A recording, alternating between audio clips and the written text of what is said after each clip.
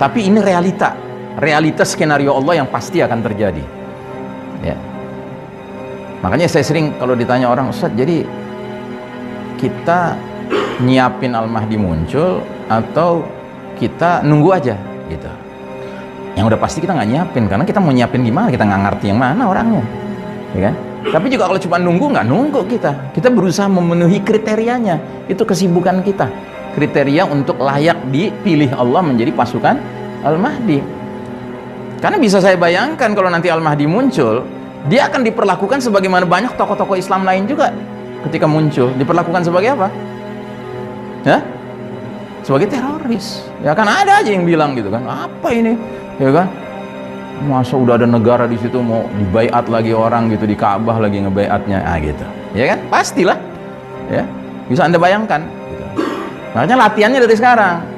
Sekalipun Al-Mahdi belum muncul, ya kan, nggak sembarangan bilang tokoh Islam, teroris, radikalis gitu, ya kan? Hati-hati, jaga mulut kita. Kalau sekarang aja kita nggak bisa jaga mulut, apalagi nanti kalau Al-Mahdi udah muncul, lebih nggak mungkin jaga mulut. Ini latihannya sekarang. Nah, jadi di era itu nanti tidak ada yang mau menerima sedekah, saking sejahteranya umat. Ya. Dan sudah barang tentu itulah era babak khilafatun ala minhajin nubuwah. Nah, namun tidak mungkin kita sampai ke babak masa kejayaan Islam itu sebelum perpindahan dari babak the world as we know today ke masa kejayaan Islam itu kita harus lewati masa transisi. Nah, masa transisi itu mencakup peristiwa-peristiwa dahsyat yang besar yang harus kita hadapi. Makanya kalau sekarang ini kita dengar saudara kita yang meninggal, kawan kita yang meninggal, terutama orang soleh, muwahhid, mujahid gitu ya, ya kita dalam hati mungkin mengatakan, oh, Allah lebih tahu bahwa Allah ingin melindungi dia dari kerusakan zaman yang makin dahsyat gitu. Cuma pertanyaannya tinggal kita ini bisa nggak melewati masa-masa yang sulit ini nanti gitu. Atau sebaiknya kita juga nanti sama Allah jadwal matinya diselesaikan sebelum kedahsyatan ini datang gitu. Kita nggak tahu, mungkin kalau kita dipanjangkan umur, mungkin itu tanda-tanda kita diberi kemampuan menghadapinya.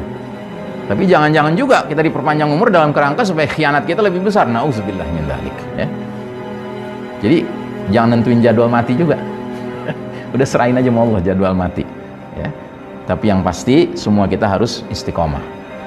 Nah, jadi selanjutnya kaum kafir Yahudi Nasrani ini merancang mengokohkan tegaknya sistem kafir syirik yang mereka kasih nama Novus Ordo Seclorum. Ini sudah kita bahas ya. Novus Ordo Seclorum adanya di kertas ini, uang $1 Amerika Serikat, yang kalau kita teropong ya maknanya adalah New World Order. Novus New Order Seclorum, Secular World, New World Order, tatanan dunia baru. Sebuah tatanan di mana semua penduduk planet bumi ini dimasukin dalam satu kotak piramida tunggal, mengerucut kepada pimpinan yang simbolnya mata sebelah. Makanya kita menyebutnya sistem Dajjal. Ya, jadi sistem kafir syirik yang mendominasi dunia hari ini lebih pantas disebut sistem Dajjal. Termasuk lembaga internasional yang katanya untuk merukunkan berbagai bangsa-bangsa yang aneka ragam di muka bumi ini dengan istilah Perserikatan Bangsa-Bangsa ini, yang simbolnya seperti ini. Ini simbol di depan layar saja. Ya, di belakang layar simbolnya apa? Nos juga, Novus Ordo Seclorum. Ini cita-cita mereka mewujudkan sebuah tatanan dunia baru yang ujung-ujungnya untuk menyambut kedatangan Al-Masihud Dajjal. Ya. Nah, jadi saudaraku rahimakumullah, dalam kitab Syekh Mubayyad, Ensiklopedia Akhir Zaman, beliau membuat kronologi 10 tanda besar, dan ternyata Khurujud Dajjal, tanda besar keluarnya Dajjal itu terjadi setelah peristiwa-peristiwa dahsyat terjadi, termasuk setelah hudur Al-Mahdi, hadirnya Al-Mahdi. Jadi sebelum Dajjal muncul, Al-Mahdi ya, ini saat-saat kita menyiapkan diri. Jangan sampai kita kehilangan peluang. Sebelum Dajjal muncul, kita nggak mendapatkan peluang bergabung dengan Al-Mahdi. Padahal perintah Nabi sangat jelas, fa idza ra'aitumuhu fabayi'uhu walau habwan 'ala thalji fa innahu khalifatullah Al-Mahdi. Bila kalian sudah melihat tanda-tanda indikasi-indikasi kemunculan Al-Mahdi, berbaiatlah dengannya sekalipun harus merangkak-rangkak di atas salju, karena sesungguhnya dialah khalifatullah Al-Mahdi. Nah, cuma saya berbeda pendapat dengan Mubayyad. Saya belakangan merenung, ya kan, saya menduga Al-Mahdi itu bukan di sini posisinya, tapi di sini. sebelum tanda-tanda besar ini, bukan di sini. Kalau di sini akibatnya apa? Al-Mahdi muncul setelah hantaman keras meteor besar yang mengakibatkan salah satunya teknologi canggih habis. Kalau teknologi canggih habis, Al-Mahdi muncul, nggak semua kaum muslimin tahu dong. Kalau saya berhusnuzon kepada Allah Ta'ala, pastilah Allah memberi kesempatan seluruh muslim seluruh dunia tahu dulu Al-Mahdi sudah muncul. Sehingga sisanya tergantung kepada setiap muslim masing-masing. Mau segera bergerak nggak berbaiat pada Al-Mahdi? Atau masih nunggu, masih ragu-ragu, masih bingung gitu ya kan? Yang akibatnya apa? Ya keburu, mati lampu. Gitu, mati lampu, mati HP, mati semua-muanya. Tinggal masih di Indonesia, jarak dengan Arab jauh banget. Gitu. Akhirnya apa ya udah ngendon di sini, ngadepin siapa? Ngadepin Dajjal. Gitu. Tinggal pilih. Kalau Mahdi muncul ketika masih viral, masih beritanya masih bisa viral, ya kan? Kita nggak boleh berlama-lama, segera berangkat.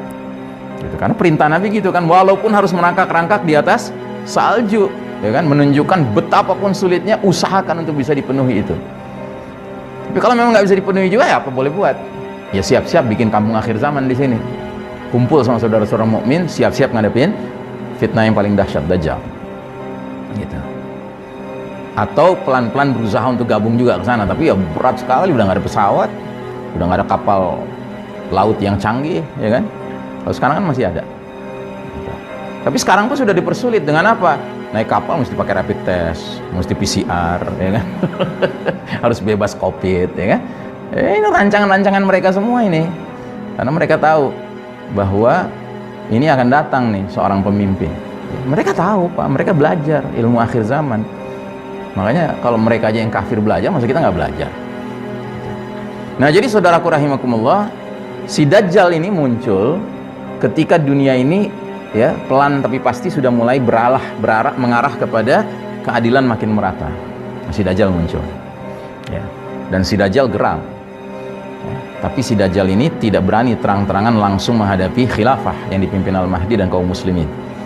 Tapi dia cari mangsa di wilayah-wilayah yang jauh-jauh. Makanya yang tetap tinggal di Indonesia termasuk mangsa-mangsa awalnya Dajjal nih. Gitu. Iya. Kalau antum nggak sempat bergabung dan masih tinggal di Indonesia, ya di Tanah Abang, siap-siap ngadepin Dajjal. Masih di Bekasi, masih di Depok, ya. Siap-siap ngadepin Dajjal. Karena Dajjal pasti nyari yang jauh-jauh, yang nggak bisa komunikasi dengan pusat khilafah gitu. Karena lemah kan, yang jauh kan lemah gitu. Makanya setidak-tidaknya kita harus segera berkumpul dengan saudara-saudara mukmin kita yang lain, sekalipun kita lemah, sekalipun kita jauh dari pusat khilafah, dengan cara bikin KAZ, ya kampung akhir zaman.